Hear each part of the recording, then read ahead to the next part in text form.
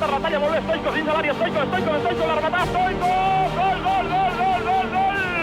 Nos destrozó, porque eran jugadores de tanta velocidad que no podíamos pararlos. Atenció a l'acció de Ferrer Vislària i gol! El quart del Barça. Era muy difícil ganarle al Barcelona.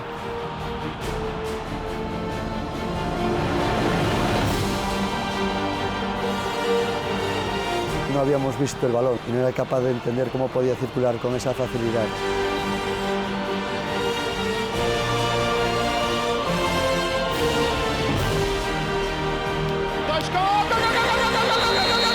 Un fútbol ofensivo, un fútbol atractivo, un fútbol en donde el protagonista es el jugador.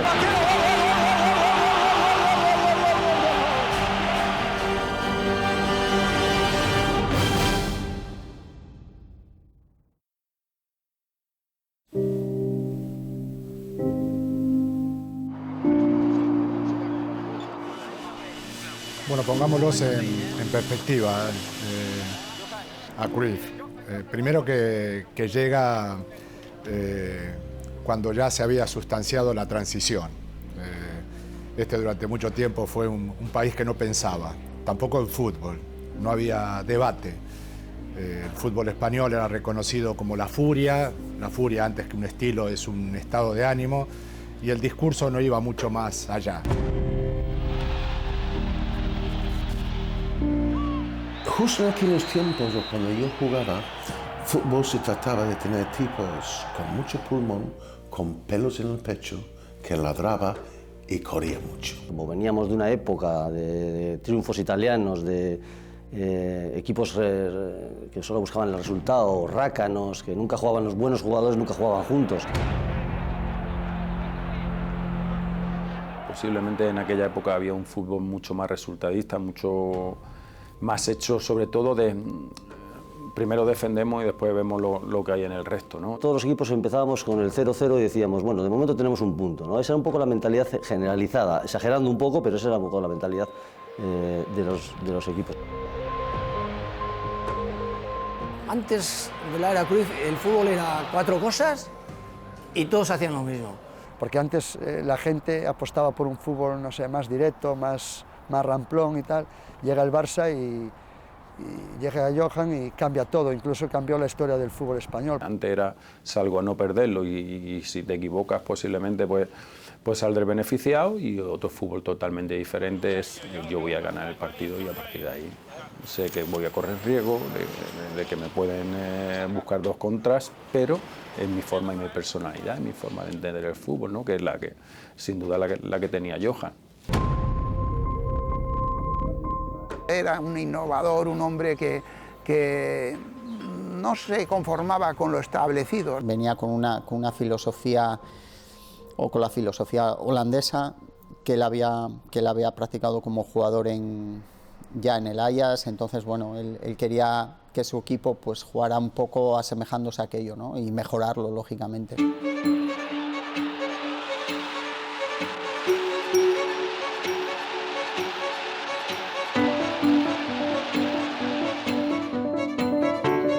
Cuando aparece Johan, se abre un nuevo debate. Es como que la transición futbolística la representaran ellos.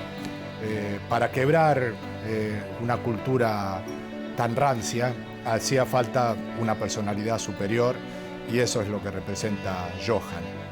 Cuando uno quiebra una cultura, tiene que tener mucha fuerza, la fuerza de un héroe, ¿no?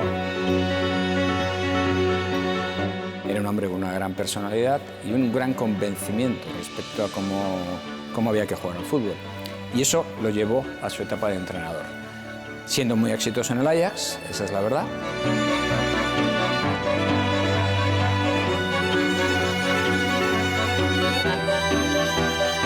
Yo creo que ha sido un hombre adelantado a su tiempo en cuanto a las ideas futbolísticas, porque él vivió una etapa brillantísima con el Ajax, donde quizás era un fútbol completamente diferente a lo que se estaba desarrollando en aquella época, ¿no? Y luego él supo trasladarlo a un equipo como el Barça. Pero el Barça de aquella época no imponía tanto como el de ahora.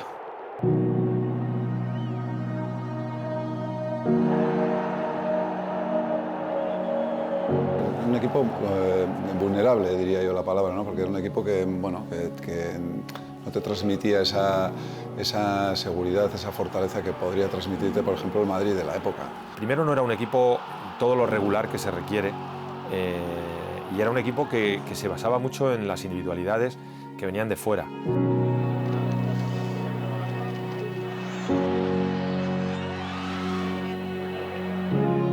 Creo que le faltaba un poco esa sensación de tener una persona que conocía tanto el juego, que conocía tanto a los jugadores, conocía y sabía lo que quería hacer.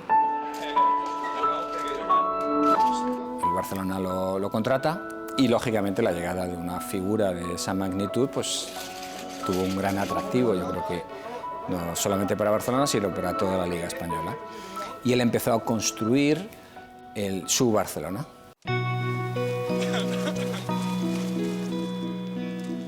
El Barcelona siempre es un equipo que cuenta con muchos medios para poder hacer los equipos a la medida que quiere el entrenador, ¿no? Pero sí es verdad que bueno, va eligiendo una serie de jugadores y va implantando un estilo que, bueno, que yo creo que sorprende. Johan tenía muy claro lo que quería desarrollar en el Fútbol Club Barcelona. Para eso lo que intentó fue, poco a poco, que no se puede hacer de golpe, como decía, incorporar jugadores que le pudieran dar esa interpretación del juego. Incorporó pues 3 jugadores de la Real Sociedad, más Julio Salinas, estaba Lesanco, Zubizarreta. Sí que es verdad que él se basó un poco en la disciplina, en el rigor y en el convencimiento que podían tener los jugadores vascos. Siempre ha sido apreciado el jugador vasco porque ha sido trabajador, ha sido leal a la situación y yo creo que en el mensaje de Cruyff iba eso.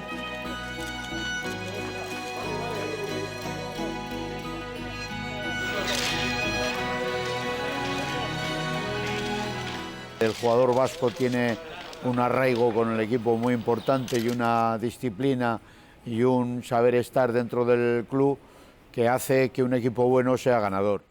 Luego la acompañó de todos los demás jugadores de una calidad clarísima y tal, pero que yo creo que sí fue importante ese núcleo de jugadores vascos que le reforzaron y sirvieron dentro, yo creo que del grupo y del vestuario, como para seguirle, que ante las dudas había que seguir en la misma línea, ¿no?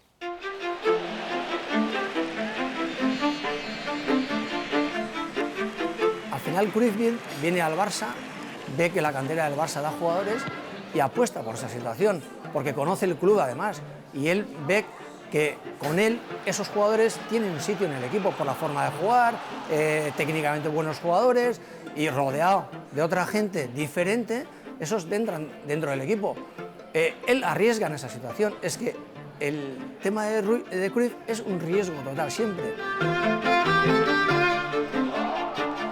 El Barça tiene una cantera muy buena, a día de hoy también lo estamos viendo y en aquella época también, pero claro, hay que tener el valor de ponerlos, porque son equipos que están siempre obligados a ganarlo todo, no solo a ganarlo, sino a jugar bien. Y yo creo que es uno de los valores más importantes que ha transmitido y que implantó Johan Cruyff en el Barcelona, es decir, si tenemos chavales nuestros en la base, los tenemos que utilizar, los tenemos que preparar y consiguió que el fútbol base del Barcelona generase futbolistas para jugar en ese estilo, ¿no? Y luego apostar por ello. La esencia está en el fútbol base, en la cantera, y a partir de ahí, si tú eres capaz de conseguir esos jugadores que tienen esa identidad, que tienen ese amor al club, después si lo eres capaz de fortalecer con gente como Laudrup, Stoichkov, etcétera, pues seguramente estás haciendo un auténtico equipazo como así ha sido, ¿no?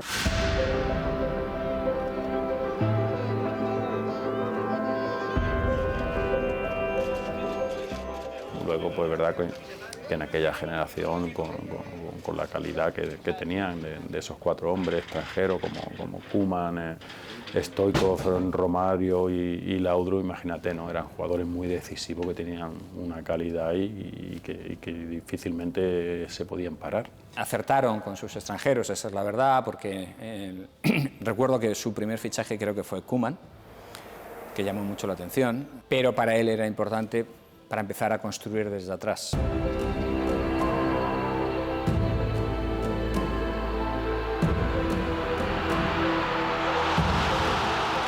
Hay que decir, y esto es un halago a Johan, que fue capaz de fichar grandísimos jugadores pagando poco dinero. A Laudrup lo trae de, creo recordar, de la Juventus, después de que allí en la Juve no triunfó. Laudrup ni lo olía en la Juventus. Michael Laudrup jugando en un vil contragolpe de la Juventus, que jugaba horrible.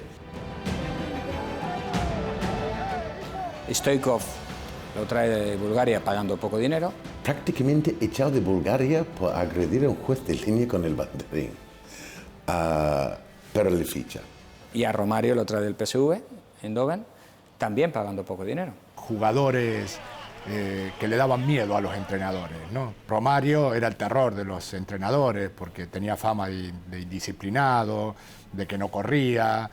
Bueno, todo eso lo integraba Johan, que amaba lo distinto, ¿no? Johan en eso también ayudó al Barcelona a construir un gran equipo que también dice mucho de su visión y de lo claro que tenía la formación de su equipo.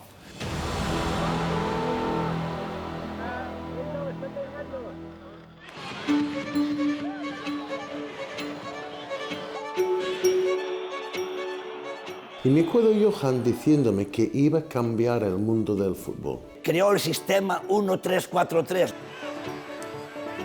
Daba mucha importancia a que el portero pues, tuviese mucha relevancia a la hora de empezar el ataque. Innovó la defensa de 3. Uno jugaba casi siempre de libre y 2 marcaban. El medio centro tenía una misión tremenda: mantener el balón en movimiento. Con ese 6 que jugaba prácticamente de espaldas a la portería.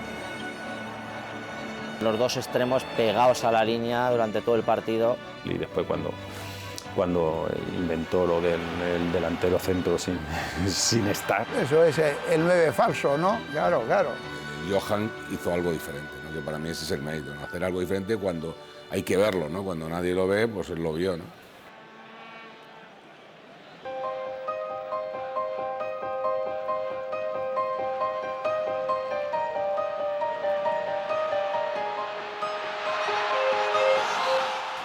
Lo que a mí me sorprende y en el mismo momento me gustaba muchísimo es el planteamiento de salir siempre con el balón jugado, ¿no? Con él empezó eso lo que está haciendo Barcelona, de jugar con el portero. Normalmente se dice que el portero no es futbolista, pero con Johan Cruyff y el Barcelona usan mucho el portero. Estamos hablando de un fútbol donde a lo mejor no había tantas complicaciones para los porteros en particular, ¿no? Los porteros cogíamos el balón con la mano y nos la quitábamos de en medio. Y apareció la figura del portero, que hoy en día pues, ya va siendo más costumbre, ¿no? Que juegue bien con los pies, que desplace, que sea un jugador que se sume para poder salir con el balón jugado.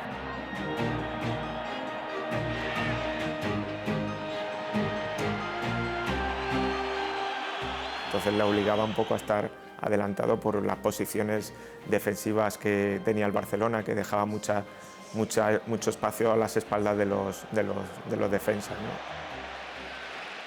Zubi venía de la escuela, como yo, de Lezama, que nos habían enseñado a parar. Un portero que apenas necesitaba tirarse, es decir, tenía muy buena colocación. Sobrio, de la vieja escuela, el dominador del área, un recuperador de balones en el juego aéreo impresionante. Andoni tuvo que cambiar el chip porque ese juego no lo había tenido. O sea, la forma más adelantado, arriesgarse en las salidas, en vivir más fuera de la portería. Porque a Zubizarreta le costaba mucho más elaborar con el pie que al propio Busquets, ¿no?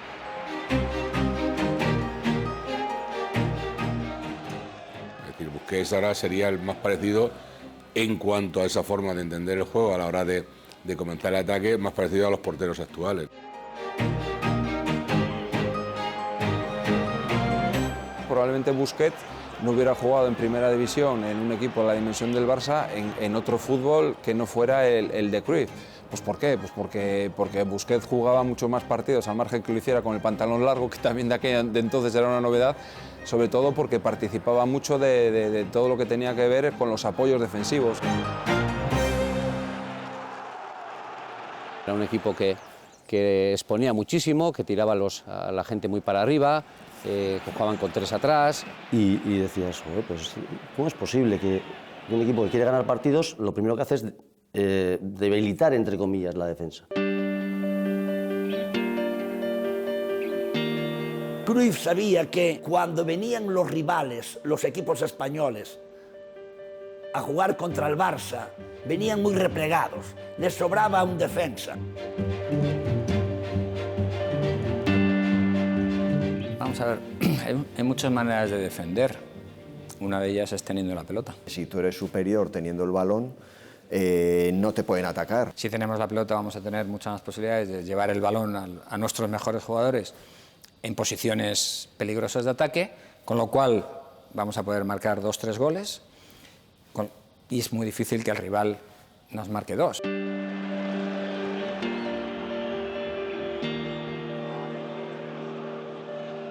Dos laterales que eran perros de presa. Que portaven tota la tralla i tot el treball brut, xort, rapidíssim.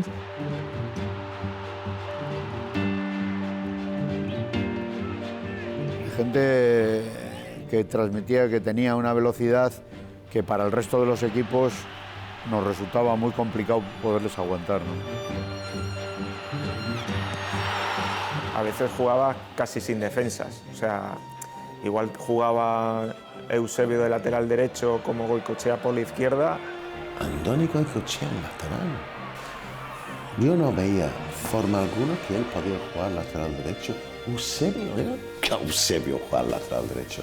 Pero claro, no se trataba de tener defensores. De Barça todavía el día de hoy no tiene defensores ad hoc. Tienen futbolistas que inician el juego ofensivo muy elocuentemente. Y claro, eso no lo haces con un defensa, lo haces con Eusebio, lo puedes hacerlo con Goicoechea. Yo me acuerdo, acaba de fichar a Miguel Ángel Nadal, un centrocampista con llegada, tenía su gol, sabía jugar. Y yo estaba hablando con Tony Bruins, Charlie y Johan. Y me decía, este va a ser de los mejores centrales de Europa. ¿Qué pasa? Él no lo sabe. No le digas nada. ¿Central? Él sumaba siempre jugadores ofensivos en puestos que a lo mejor otro entrenador no se atrevería a ponerlos, ¿no? Y bueno, cuando jugaba partidos de más empaques y ponía a Juan Carlos, defensa, ponía a Nando, defensas más específicos.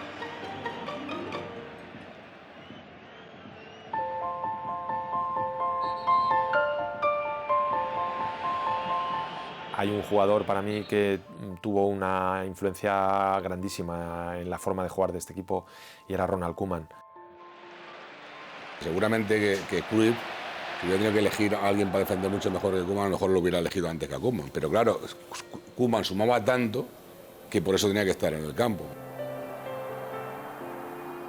Li deia que era molt lent, però la veritat era molt ràpid de ment, i això els rivals ens matava, no? Que un jugador d'aquestes característiques pogués decidir tan ràpid i et creés des d'una zona tan enrere de la zona defensiva, pogués crear perill de tan lluny. ¿No? Un hombre fuerte, un hombre inteligente, un hombre que digamos que su falta de velocidad lo recuperaba con su inteligencia, con leer muy bien los partidos. Koeman lo que tenía era que hacía grande al otro equipo, grande en cuanto a dimensión, en cuanto a posicionamiento, porque era capaz de jugar en corto muy bien, pero en la siguiente era capaz de jugar en largo mejor todavía.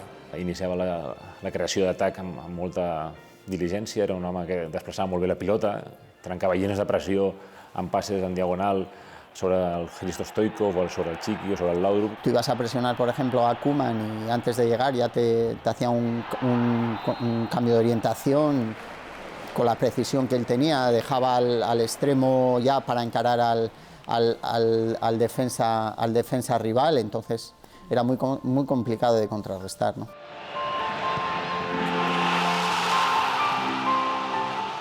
Era un jugador que a balón parado le pegaba el balón que la rompía, ¿no? Ponías una barrera de 4 o 5 valientes, te santiguabas, como decía el otro, y esperabas que la barrera principalmente no se abriera Pues porque si el balón pasaba por donde estaba la barrera, con la potencia que traía, no era fácil llegar a contrarrestarla. Pues ya me han metido varios chicharros y no los he cazado, ¿eh? A mí el que me hizo más daño fue aquí, uno que es casi desde lejos, puse la barrera y el balón fue por el exterior y me metió. Luego, para cómo me metió el gol y me pegué una castaña con la cabeza del poste y dije, me ha metido el gol y me tuve una brecha.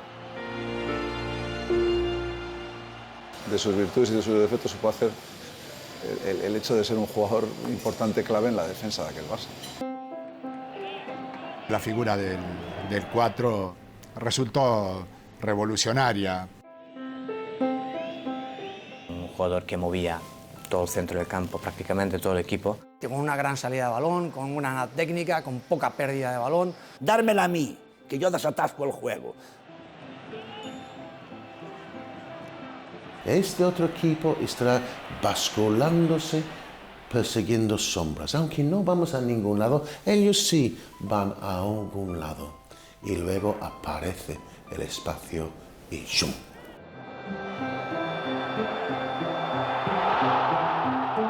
Pep Guardiola es el que para mí era la persona, el reloj de Johan Cruyff, los tiempos marcados. Guardiola con 19 años llegó al primer equipo, era delgadito, no era fuerte, no iba bien de cabeza, es decir, el prototipo de medio centro de la época no era Pep, pero en cambio jugaba muy bien al fútbol. Para mí me impressionava ver um jogador que não jogava a mais de 2 toques. Era sempre el desahogo da equipe e um toque, 2 toques, eu me quedava, mira, falava para minha mulher, o tio não dá mais de 2 toques e está em todo lado do campo, sempre participando da jogada.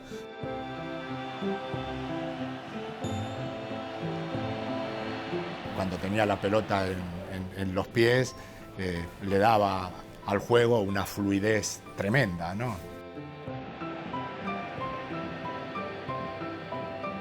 Y luego, el centrocampo pudiera parecerse en un momento dado como el metro de Tokio, lleno de gente.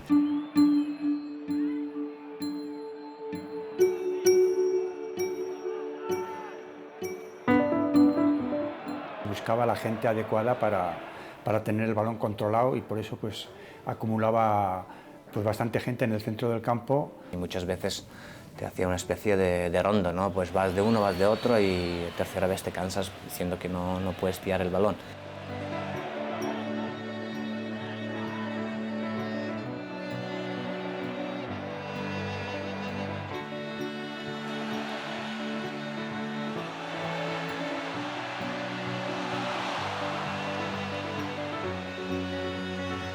Eusebio también era un jugador que manejava muy bien la pelota, era un jugador tranquilo. Semblava un jugador que no intervenia, que no tenia transcendència, però era vital. O sigui, mai perdia la pilota, sempre estava ben posicionat per rebre-la.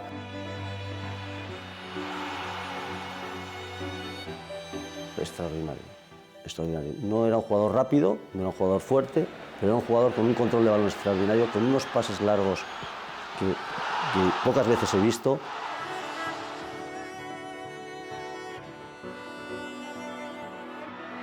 Y Amor también, ese tipo de jugadores, yo creo que igual han pasado más eclipsados. Guillermo Amor, un chaval sobrio y muy positivo para el equipo por su enorme trabajo y su comportamiento. Guillermo hacía una cantidad de goles al cabo del año, hacía 12, 14 goles como centrocampista, que era una barbaridad, ¿no?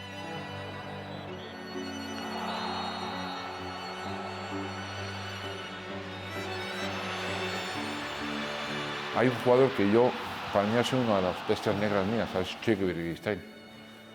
Mi Chiqui Virguistein siempre me la ha metido doblada.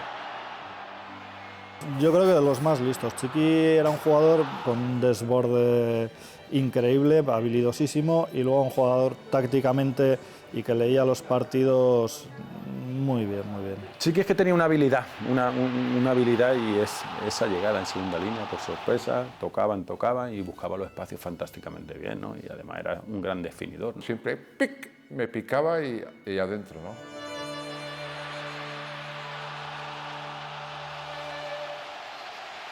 Yo creo que en el centro del campo es donde se cuece todo siempre, donde se ve la superioridad o la inferioridad de un equipo, y ellos dominaban siempre el centro del campo, y Vaquero era un hombre clave.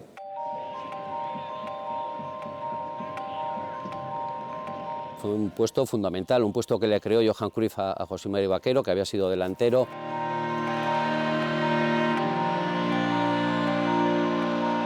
José Mari era de los primeros que empezó a jugar de cara, digamos. Jugar de espaldas a la portería contraria, darle el balón de cara, salir la jugada de ahí y luego terminarla.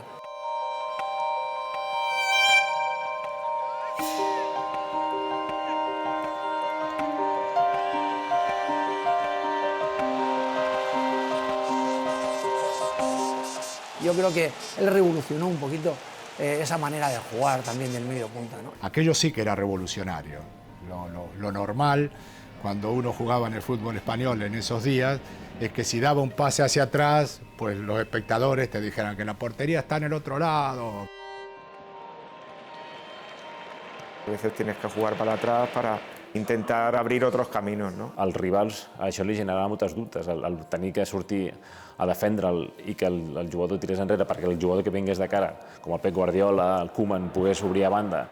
En el momento que él descargaba hacia atrás y había un pase y había mejor superioridad, uno contra uno en banda, luego llegada en segunda línea de alguien que era un experto, porque él había jugado delantero centro prácticamente muchísimo tiempo también. Al final, José Mari Vaquero, donde era peligroso era cuando estaba cerca del área. Llegaba y tenía la inmensa calidad en el remate con las dos piernas y con la cabeza. Era un peligro, ¿no? En el sentido de que de pronto venía a construir, de pronto tocaba y de pronto llegaba por sorpresa en segunda línea, era muy difícil de marcar. Por eso no me extraña que Cruyff le diera el valor que tenía y hablara de José Mari como una pieza fundamental para su idea de fútbol y para lo que fue el Barça de la época.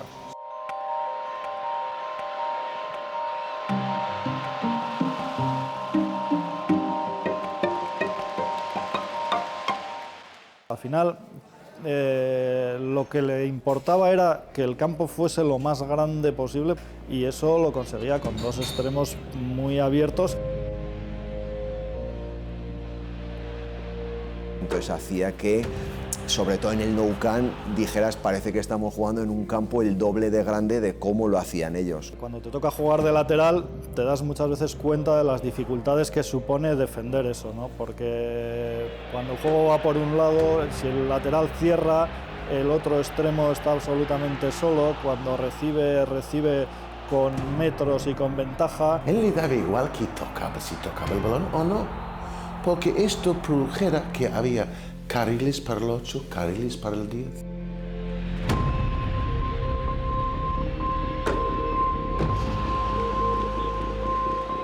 Yo me acuerdo mucho de Goico, ¿no? Goico para mí era un jugador que hacía mucho daño.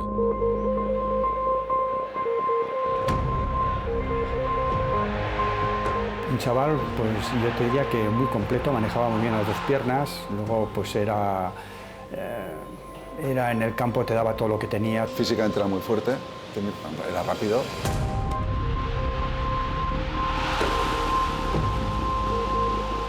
A mí me tocó sufrir mucho a Stoichkov. Gran goleador, muy rápido, aportaba velocidad. Lo que aportaba era el desmarque al espacio. Era un jugador muy rápido. En primer lugar, era gran jugador, era uno de los mejores jugadores del mundo.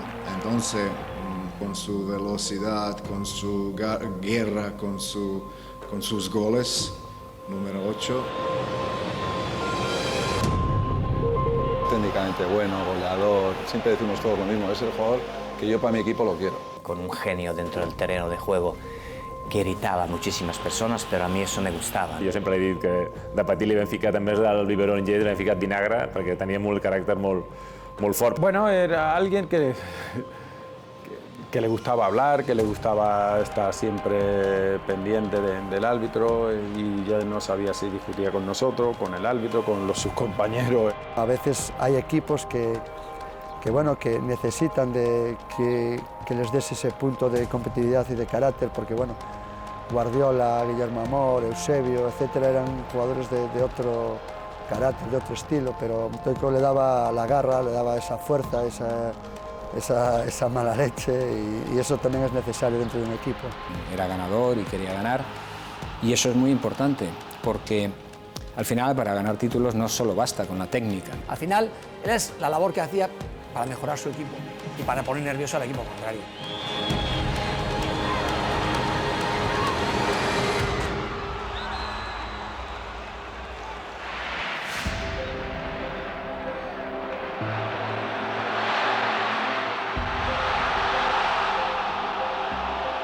Cruyff no necesitaba un delantero centro rompedor porque tenía otro fútbol diferente, le gustaba mucho más llegar al área a base de pases y jugando al fútbol, ¿no? Durante toda la vida, dos centrales estaban pagados para pegarse con un delantero centro. Ahora, si no hay delantero centro, ¿qué hacen? ¿Te imaginas salir a un campo donde de pronto hay entre los mediocentros y los centrales te están mirando como diciendo, bueno, si no tenemos a nadie? Si ellos estén huérfanos de sentido, no hay razón de ser de ellos, porque no tienen nadie de marcar, ¿qué le van a hacer? Están mirando constantemente al banquillo y dicen, oye, ¿qué hago yo? Jugar al fútbol. Pues yo no juego al fútbol, yo me pego con delanteros, joder. No sabías si ir al centrocampo a atacar a ese falso 9, si quedarte atrás, si no salías de atrás te generaban superioridad en el centrocampo, si salías demasiado pronto generabas espacios en tu espalda. El que volia el Johan era això, no? Crear aquest espai, crear aquests dubtes, que els jugadors que juguen de centrals tinguessin aquesta sensació de que no tenien referència.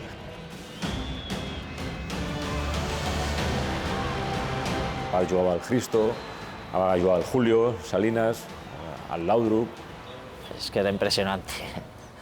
Michael Laudrup era impresionante. Me ha parecido el más completo de todos y el más imprevisible, porque nunca sabías hacia dónde te iba a hacer el control ni con qué pierna iba a disparar, ¿no? Porque además era estético, tenía un 1 para 1, un desborde, una calidad en esos últimos metros y aparte luego hubo una época donde él sumó mucha cantidad de goles también.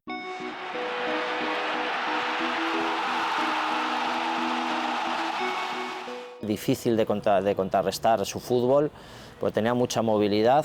En el inicio de juego estaba entre centrales, medio centro y luego caía allí a banda izquierda, ¿no? Constantemente nosotros, los centrales de aquella época, los mediocentros, estábamos preguntando dónde está el delantero centro, ¿no?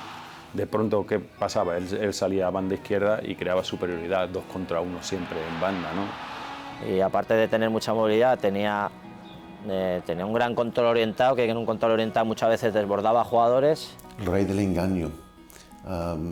Parecía un ladrón de guanteblanco, sí.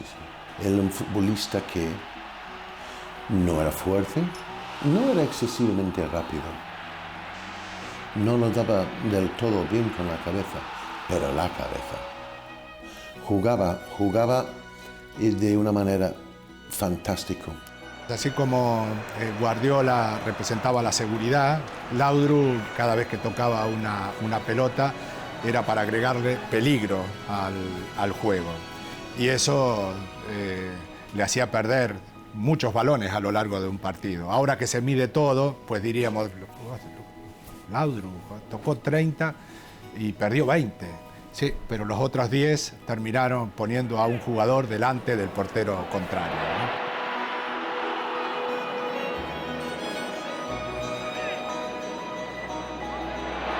Mira, Julio Salinas, que era un jugador poco vistoso, tenía su importancia en el Argentino. Era un jugador poco vistoso, ¿no? Es decir, en el sentido de que no tenía la calidad que tenían otros o tal, pero siempre te hacía su gol de alguna manera. No era excesivamente hábil, porque su envergadura lo que le hacía ver que parecía que era patoso, pero Julito Salinas, el movimiento y la velocidad que tenía, muy buenos por cierto, y era un hombre con olfato de gol. El problema de Julito Salinas es que siempre ha tenido o Romario o jugadores extranjeros que eran grandes estrellas que venían al fútbol español.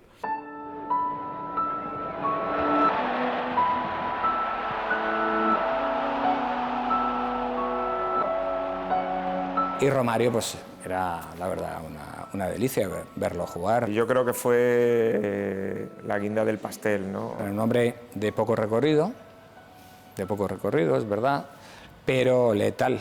letal cerca del área. Un jugador que te puede venir a jugar entre líneas, un jugador que te podía perfectamente coger la espalda del contrario, un jugador que podía picar a la espalda de la defensa, un jugador diferente. Parecía que estaba hecho para jugar en aquel Barcelona. A Romario no solo lo encontraba Laudrup, también lo encontraba Pep, quiero decir, ¿no? Desde cualquier lado era posible encontrar a Romario, porque no necesitaba desmarcarse. A Romario había que darle la pelota incluso estando marcado.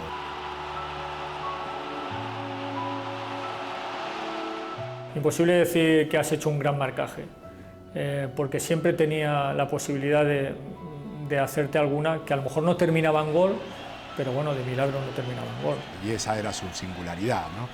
Y luego cuando recibía, giraba con una facilidad tremenda, y en el mano a mano no es que te eliminara, es que te humillaba, ¿no? A mí un gol que me hizo en el No Camp, él coge el balón al borde del área y yo, la defensa un poco adelantada, tengo que estar tapando, voy a tapar el hueco y te la pica y la mete por la escuadra contraria. Tenía una salida de 4 o 5 metros impresionante y una capacidad para definir que solo la tenía él. Y eso era el Romario. Yo todavía estoy esperando dónde me metió Romario. Lo estoy buscando, el gol que me metió. Un golazo. Pase largo, la controlo de una forma y pienso que no me va a dar. Y con la izquierda, ¡pum!, a la escuadra allá. ¡Qué bueno era! ¡Qué bueno!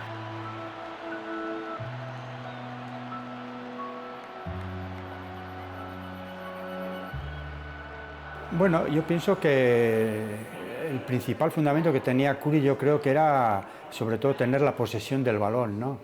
Y yo creo que él tenía muy claro que mientras que el equipo tuviese el balón, pues el contrario poco daño te podía hacer. El rival no puede hacer nada más que contrarrestarte defendiéndose, ¿no?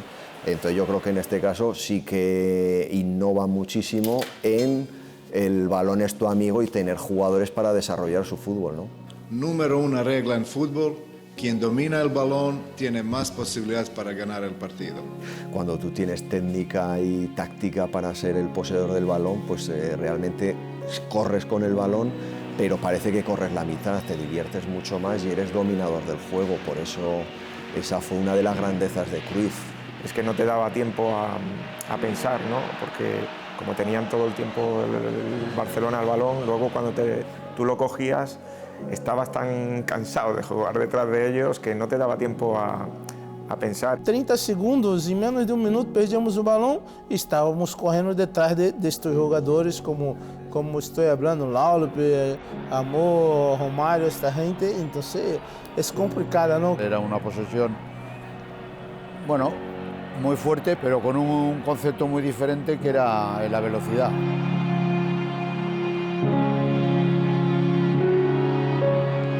Lo más complicado de contrarrestar para el equipo adversario era la velocidad de balón, la facilidad que tenían de llevar la pelota de un lado a otro. Claro, porque al final lo que te da la velocidad es el balón. O sea, si el balón va rápido de un lado a otro, sin que lo conduzcan los jugadores, es la forma más rápida y más sencilla de llegar a la línea contraria, ¿no? Yo creo que esas eran un poco las claves del equipo, ¿no? Mucho balón, mucha posesión, mucha exposición en defensa para incorporar gente en ataque y arriba muchísima velocidad, ¿no?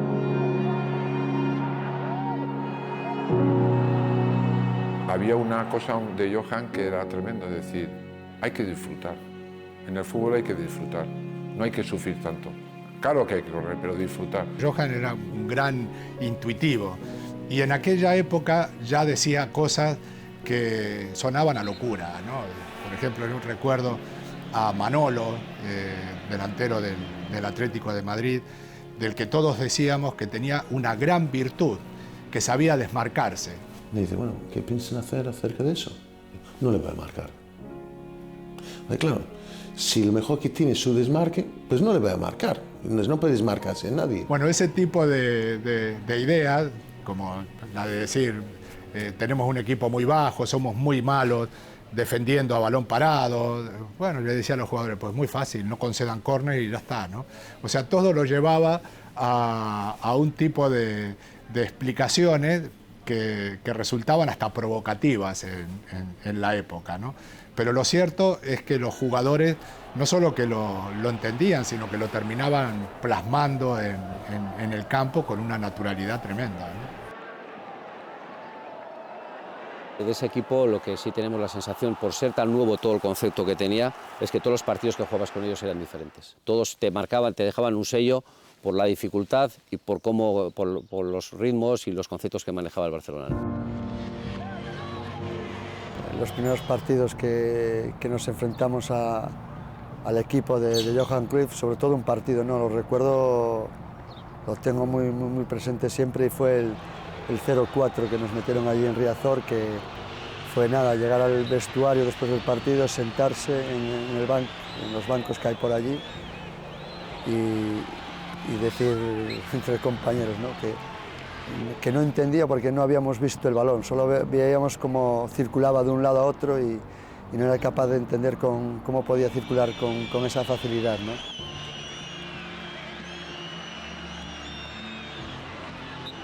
Es que había momentos cuando parecía un flipper, ¿no? Esa máquina de flipper. Ahí va. A nosotros el Dream Team nos metió 6 en Bilbao.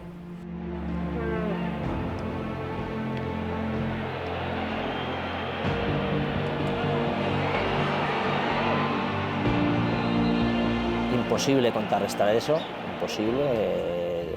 Jugaron a una velocidad increíble, me acuerdo que en el minuto, me parece que era 18 o 17 o así, iban ganando 0-3 ya y luego nos desbordaron por todos los lados. Fue de los pocos partidos que yo recuerdo en mi vida de que el equipo contrario ha sido tan superior. Pocos recuerdo en mi vida.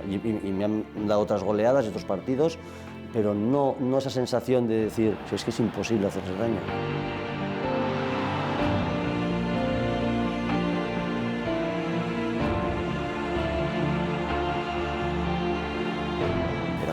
Cuando estaba un equipo en racha y lo que decimos, me repito, ¿no?, dominador del juego, dominador del balón, es que era muy difícil meterles mano.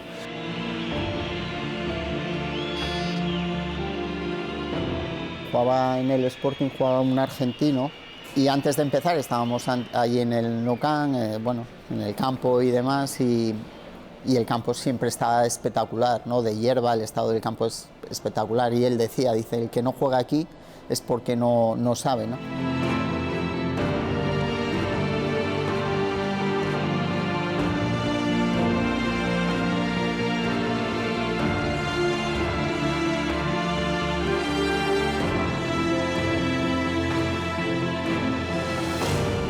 Y luego al terminar el partido dijimos, bueno, pues parece que los únicos que saben son ellos, ¿no?, nosotros no.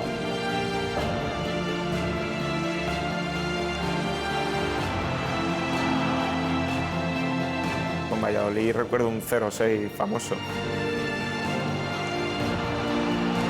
Ahí no te enterabas de nada. Y bueno, nos arrasaron. Si tuviesen que meternos 10 goles, pues te los meten.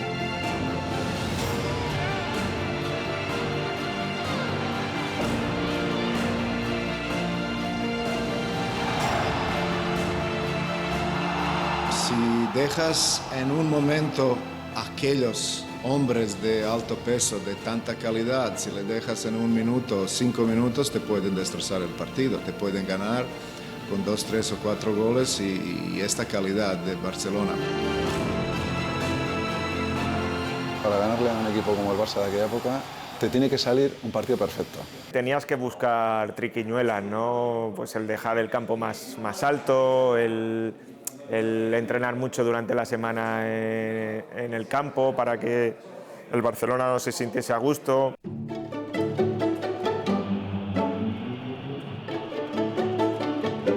Le dije al jardinero 5 días antes, no se le ocurra a usted regar el campo ni cortar la hierba, que viene el Barcelona y le tenemos que ganar. Minuto 30 de juego, 0-0.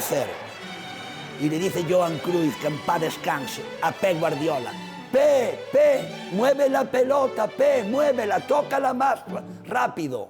Y le dice mister, no se ve, la pelota no se ve.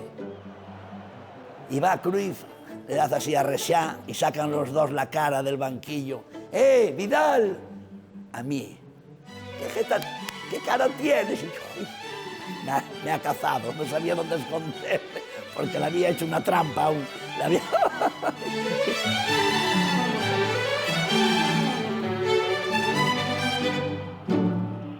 Empatamos 1-1, o sea que era muy difícil ganarle al Dream Team. Y luego hablé con Cruyff y, bueno, ya, te hice una pequeña trampa, tienes que disculparme. La Liga de Fútbol Profesional no controla esto y bueno, pues va. Y fenomenal, pero siempre tuve muy buena relación con él. Y era un fútbol muy divertido, mucha personalidad jugando, un equipo que sabía lo que quería desde el principio del partido hasta el final. Y la verdad es que han conseguido muchos títulos.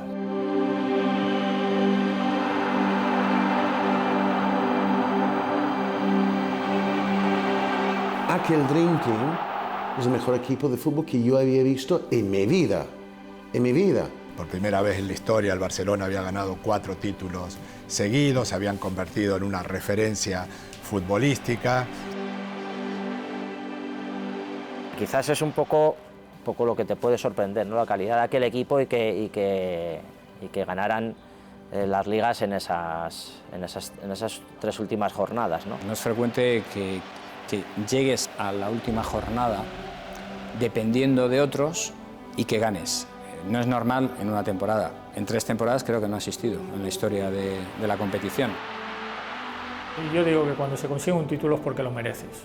O sea, olvídate de que si en la final puedes haber ganado de casualidad o no, por buena suerte.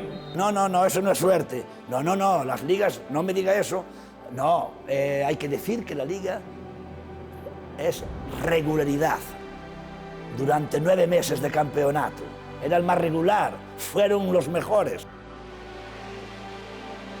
La primera de sus ligas la ganaron con claridad, pero la segunda, la tercera y la cuarta, la segunda y la tercera dependían de nosotros, cuando fuimos a Tenerife, los 2 partidos. Llegaba el Real Madrid, éramos los jueces de la liga y eso nos puso en el centro del escenario. Y los jugadores vieron una buena oportunidad para presentarse en sociedad.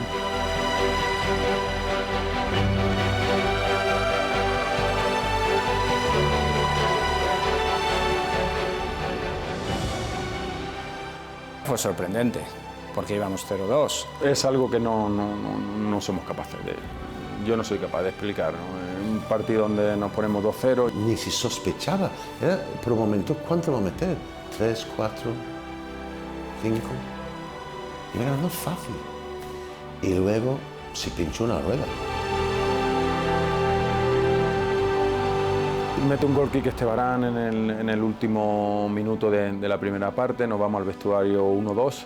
Y eso generó, encendió al estadio y yo creo que disminuyó al Real Madrid hasta el punto de que parecía un equipo desconocido. Luego hay alguna que otra oportunidad nuestra. Yo tengo 2 ocasiones muy claras que desaprovecho. Nos expulsan a Villarroya, nos metemos 2 goles en prueba de meta, porque fueron 2 goles prácticamente en prueba de meta, o sea, nos pasó de todo.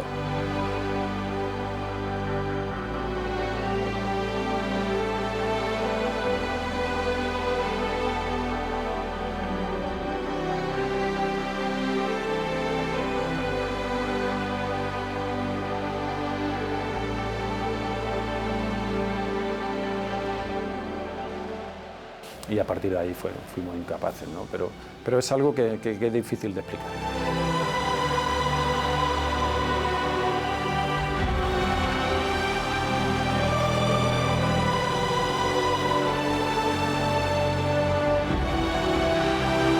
Madre mía, era un golpe difícil de aceptar para el Real Madrid. Y luego, cuando pasa el año siguiente también,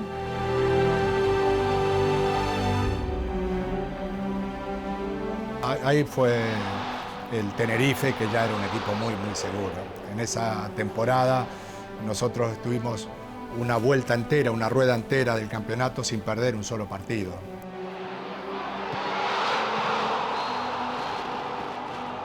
Sí que es verdad que el Tenerife no nos dio opción, ¿no? Porque Tenerife jugó un partido extraordinario, se puso muy pronto en el marcador.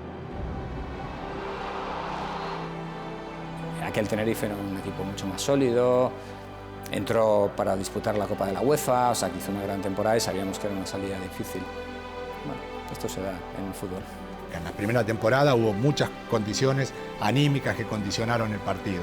En la segunda temporada fue un 2-0 y la superioridad futbolística fue clara.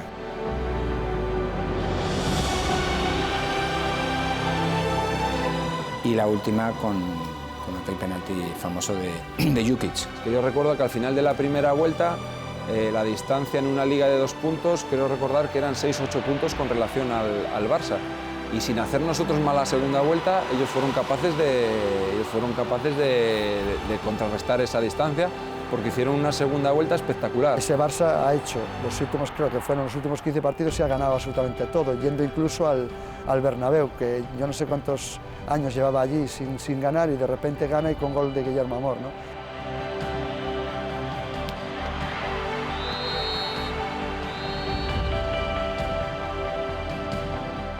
Pero bueno, al día siguiente reaccionamos muy bien y lo dejamos bastante encaminado para una jornada última, donde ellos jugaban en casa y dábamos por hecho que iban a ganar, y nosotros jugábamos también en casa contra el famoso Valencia y bueno.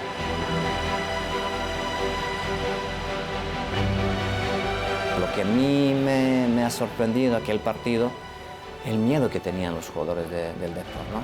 Muy pendientes de lo que va a hacer Barcelona. Me explotava dentro do campo, me enfadando com meus companheiros e eles hablavam para mim, Dona, tranquilo, el Sevilla va ganando. E eu, mira, olvida del Sevilla y vamos a hacer nuestro trabajo aquí. El Depor estaba nervioso desde el primer momento. No Zanabeles también la presión y la tensión que tenía en Damun, pues por no saber portarla. Es más, en la primera parte si hubiésemos ganado 0-2 no hubiese pasado nada. Lo que pasa es que el partido iba 0-0, 0-0. Tienes que jugarte una liga en el minuto 90 del último partido y el 100% te dirá, me la juego, un penalti, me la juego. Bueno, ya está, es la jugada que queríamos, que tire el penalti, lo marque y ya está, ¿no? Yo recuerdo el gesto, como si lo estuviera viendo ahora mismo, de la respiración de Yuki previo a ponerse en movimiento. Coge todo el aire, nos dejó sin aire a Riazor, entre los que estaban rezando y los que estaban aguantando la respiración, Yuki se quedó con el aire. Y era el peso, digamos, de una liga.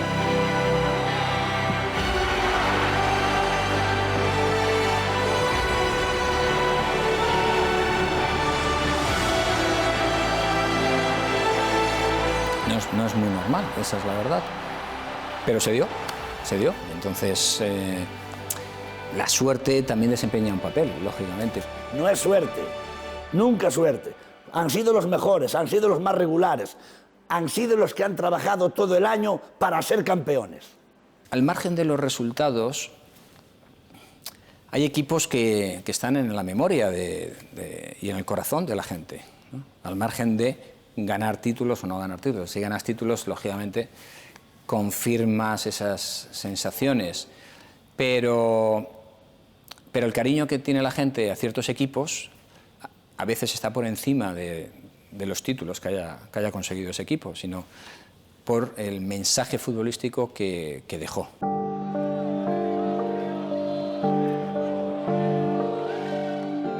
Era el inicio, el Dream Team, de un futuro que perdura todavía el día de hoy. No hay más que verlo.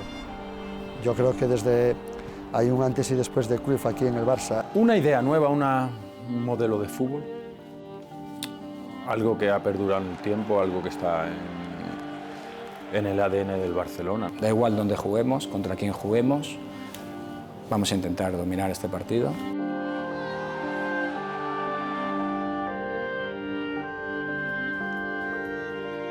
El convencimiento de que se puede jugar bonito al fútbol y ganar partidos.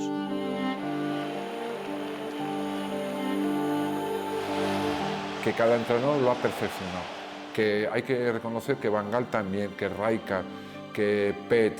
Y aparte del legado que deja como cambio en la historia del fútbol, pues todos los entrenadores que han salido de ese equipo. Cruyff no ha sido entrenador, ha sido profesor de entrenadores en España. Ha sido un profesor, un maestro. ¿Dónde estuvo el origen? ¿Dónde estuvo el origen de ese fútbol que se quería y que se ha perfeccionado? Johan Cruyff.